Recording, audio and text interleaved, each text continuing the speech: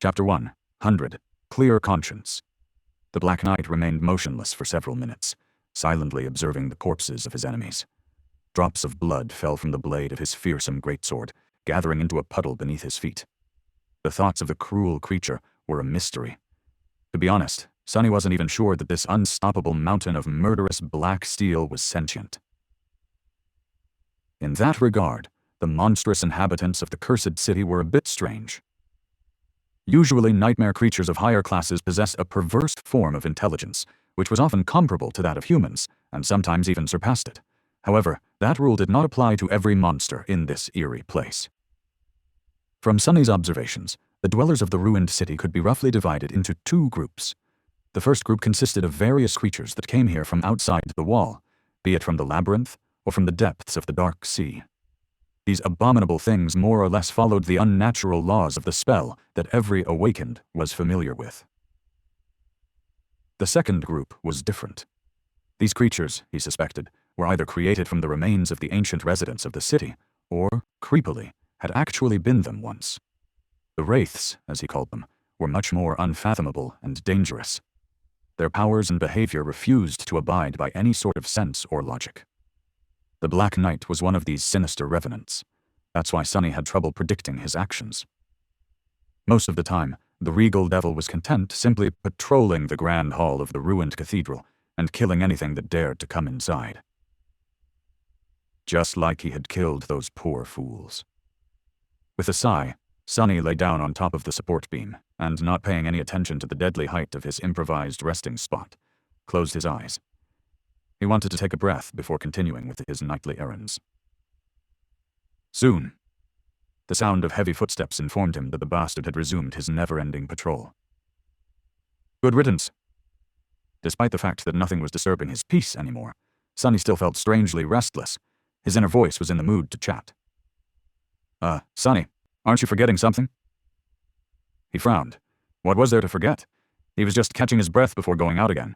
He also had to wait for the right moment to scavenge through the possessions of these dead hunters. You just killed 6 people. Don't you feel guilty? Sonny was a little startled by this question. Curious, he listened to his emotions and came to the conclusion that no, he did not feel guilty at all. Dad? This was his 3rd time killing a human being. Granted, the first time happened inside a nightmare, where people were supposed to be simple illusions. However, Sonny wasn't sure that he believed in this theory. The old slaver's anguish had felt awfully real to be just a figment of his imagination. The second time, well, he didn't want to think about that. That happened in the castle anyway, and that part of his life was over. The third time was the cleanest of them all. Those thugs were going to rob and kill him anyway. Sonny had seen through their intentions long before pulling on the invisible string and sending their leader into the cold embrace of death. He could have tried to run away, but they were very rude. If the thugs had insulted just him, Sonny might have tried to end the confrontation without bloodshed. However, they insulted Nephis. Bastards deserved to die. Despite the fact that his relationship with Changing Star had become strained, he still cared about her a great deal. Leaving the castle did not mean that he had forgotten their friendship. It's just that there were more reasons to leave than to stay. With a sigh, Sonny summoned the beautiful bottle made out of patterned blue glass. This was the farewell gift that Cassie had given him before their parting. He cherished this memory very much. Bringing the bottle to his lips, Sonny took several sips of cold, delicious water and opened his eyes. He didn't want to rest anymore. Better to get moving. Before venturing out again, Sonny returned to his room and walked over to a large iron chest that was standing in one of its corners. Exerting some strength, he lifted the heavy lid and admired his treasure pile. Inside the chest, more than 100 beautiful soul shards were glowing softly in the dark. The sight of them always lifted Sonny's mood.